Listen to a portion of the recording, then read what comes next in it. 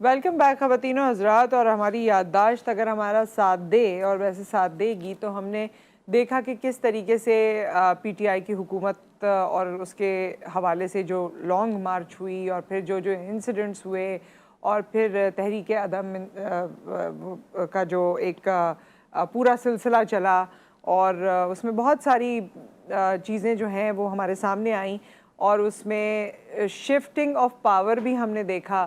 اور وہ shifting of power میں پی ڈی ایم سامنے آئی اور پی ڈی ایم نے جو نعرہ لگایا تھا جب سندھ سے بھی مارچ شروع ہوا تھا اور مختلف علاقوں میں گئے تھے اور پھر فائنلی اسلام آباد پہنچے تھے اور ان کا نعرہ یہی بلند ہوا تھا کہ جو عام پاکستانی ہے اس کی مجبوریاں، اس کے حالات، اس کی مشکلات اس قدر بڑھ گئے ہیں کہ اس کو صحیح صرف ہم کر سکتے ہیں کیونکہ ہمارے پاس ٹیم ہے، سالہ سال کا ایکسپیرینس ہے، ہمارے پاس لوگ موجود ہیں، ہمارے پاس اسٹریٹجی موجود ہے.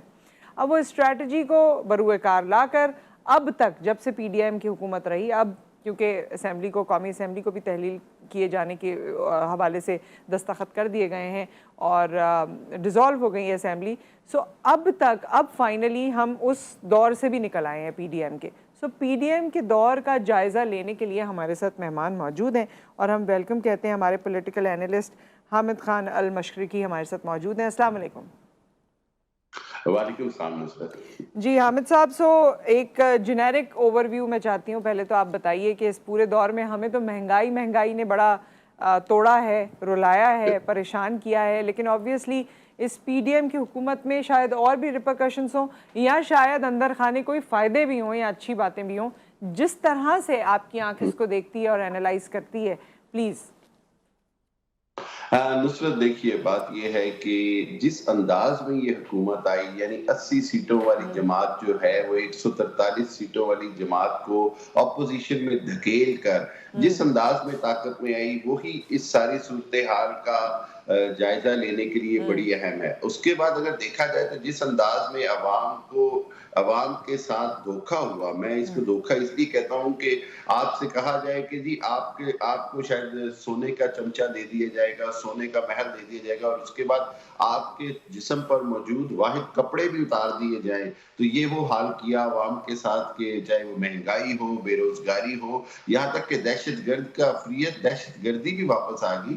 اس سب کو دیکھ کر اس کے بعد جس انداز میں پاکستان کے اندر تاریخی طور پر، میں کہوں گا تاریخی طور پر جس انداز میں قانون کے ساتھ جو کچھ ہوا، اس کے بعد جس انداز میں اس حکومت نے جاتے جاتے 10 لوگوں کے، یعنی کورم تو بڑی دور کی بات ہے، اسمبلی کے 3 یا 4% لوگوں کی موجودگی میں 20 30 بل پاس کروائے. اس کے بعد جس انداز میں اب ان کی کرپشن کے سکینڈل سامنے آ رہے ہیں، وزراء کی اربوں کی سکینڈل سامنے آ رہے ہیں، ایف بی آر کی طرف سے سکینڈل سامنے آ گیا، اسلام آباد میں زمین کا ایکسپریس ٹریبیون پڑھیں، ڈان پڑھیں، وہ سب کہہ رہے ہیں کہ آپ کے ہوش اڑ جائیں گے جس طرح کی کرپشن اس 16 ماہ کے دور میں ہوئی ہے، چاہے وہ آٹا سکینڈل ہو یا جو بھی ہو.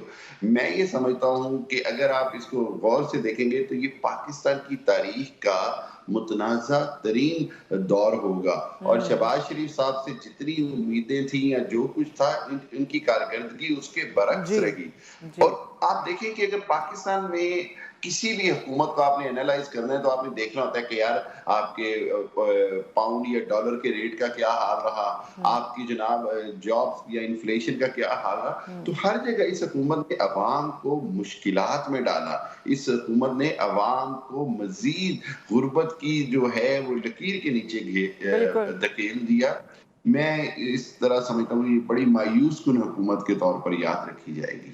اچھا، مجھے حامد صاحب اس میں مختلف چیزوں پہ ایک ایک کر کے نظر ڈالتے ہیں. ایک تو یہ کہ آپ نے ڈالر کی بات کی اور آج ڈالر کی بات صرف اپنی مہنگائی سے نہیں بلکہ ہمارے فیوچر کے خطرات سے بھی منسلک ہے، کیونکہ ابھی تو مہنگائی ہے، بالکل ڈالر بڑھ گیا، جو کچھ ہو گیا، ابھی کچھ اسٹیگننٹ سا لگتا ہے، بٹ یو نیور نو آنے والے سالوں میں پھر جس طرح سے ابھی ہماری صورتحال رہی کہ ہمیں آئی ایم ایف سے قرضہ نہیں مل رہا تھا اور ہم کس طرح بینکرپسی کی طرف جا رہے تھے، دیگر اور مسائل تھے، تو خطرہ تو ابھی بھی ہمارے سر پہ منڈلا رہا ہے. گو کہ ہمیں وہ لون مل گیا لیکن خطرہ منڈلا رہا ہے کیونکہ ہماری کوئی اسٹریٹجی نہیں ہے، ہماری کوئی بیک بون ہے ہی نہیں. ہم نے سوچا ہی نہیں کہ ہم اپنے پیروں پہ کیسے کھڑے ہوں گے.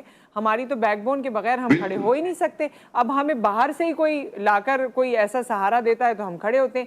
اس ٹینیور کو گزارنے کے بعد دوسری اور بھی حکومت آ گئی डू यू थिंक अगले 5 साल में भी हम इस पोजीशन में होंगे कि डॉलर को चलें, कम ना करें, यहीं रख सकें?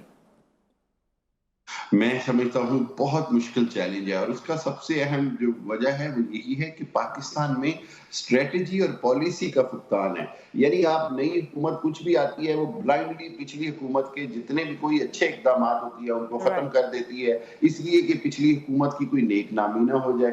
दूसरी बात ये है कि इस हुकूमत का फेलियर देखें कि IMF से आपने अगर मुज़ाकरात करके IMF से डील करनी ही थी, तो उस सबको 8 महीने 9 महीने लटका कर पाकिस्तान की मईशत को तबाही के किनारे ले आए। देखें, एक आप कहते रहे जी IMF से मुज़ाकरात हो रहे हैं, आपका इतना बड़ा फेलियर जिसकी वजह से पूरी कौम को अरबों खरबों रुपए का नुकसान हुआ। देखिए, डॉलर की कीमत जहां आज खड़ी है, एक्चुअली यहाँ आनी ही नहीं चाहिए थी किसी हालत में भी, और अगर हम ये सोचे कि ये यहाँ खड़ी रहेगी तो यकीन करें ये कि ये ऐसा भी नहीं होगा, मुश्किल लगता है, और उसकी क्योंकि वजह हमारे यही है। हमारे पड़ोसियों के पास तो डॉलर की कीमत जो है वो 100 के अंदर है उनकी करेंसी में, 80s में ऐसे ही है, बिल्कुल या ऐसे जिस ही तरह भी। अब हमारे पास तो 200 से भी तजावज़ कर गई है।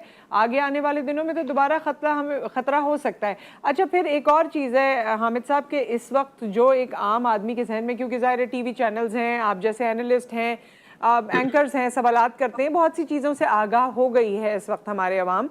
ये जो हम इस वक्त की स्ट्रैटेजी बना रहे हैं, बल्कि आगे के भी इलेक्शन की बात करें या मुल्क चलाने की बात करें, तो we have repeatedly same faces, same people, maybe with different talk. तो उससे एक आम पाकिस्तानी को नाउम्मीदी की कैफियत है।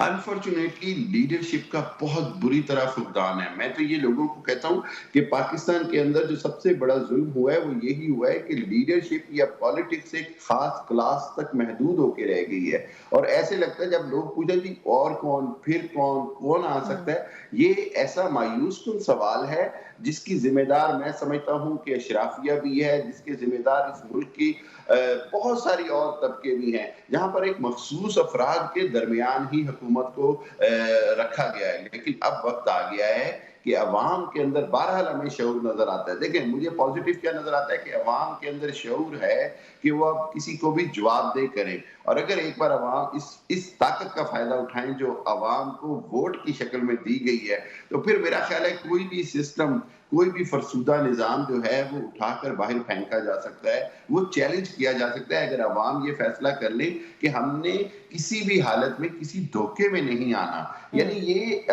अल्फाज का धोखा हो, शख्सियात का धोखा हो, या जो अदाद व शुमार का धोखा हो, अवाम अगर फैसला कर ले कि हमने इस बार चेहरों को बदलना है, निज़ाम को बदलना है, यानी ये जो कहा जाता है ना कि चंद एक शख्सियात ही शायद जब वज़ारत खजाना का नाम आता है तो 3-4 नाम ही लिए जाते हैं, यही पाकिस्तान की सबसे बड़ी परेशानी है कि पाकिस्तान में सब कुछ होते हुए भी चंद शख्सियात से इक़्तिदार बाहर नहीं जा रहा, और ये अवाम ने लेके जाना है। ये अवाम का फैसला है कि अवाम एक बार तहैया कर लें कि हमने इक़्तिदार जो है वो अपनी मर्जी और अपने वोट की ताकत से देना है। अगर ये हो जाए तो मैं समझता हूँ यही वाहिद उम्मीद की किरण है, वरना ये जो अंग्रेजी का लफ्ज है विशियस सर्कल, ये जो सर्कल में हम फंसे हुए हैं ना, एक से दूसरा, दूसरे से पहला, एक से दूसरा, दूसरे से पहला, इससे बाहर आने के लिए सिर्फ अवाम को मुत्तहिद होकर अपनी जो वोट की ताकत है उसको इस्तेमाल करना होगा।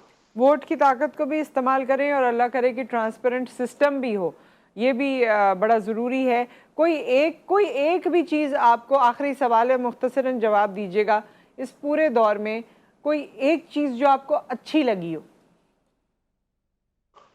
बड़ा मुश्किल सवाल है। एक ही चीज़ मैं कहूँगा जी। एक ही चीज़ मैं कहूँगा, वो पता है क्या?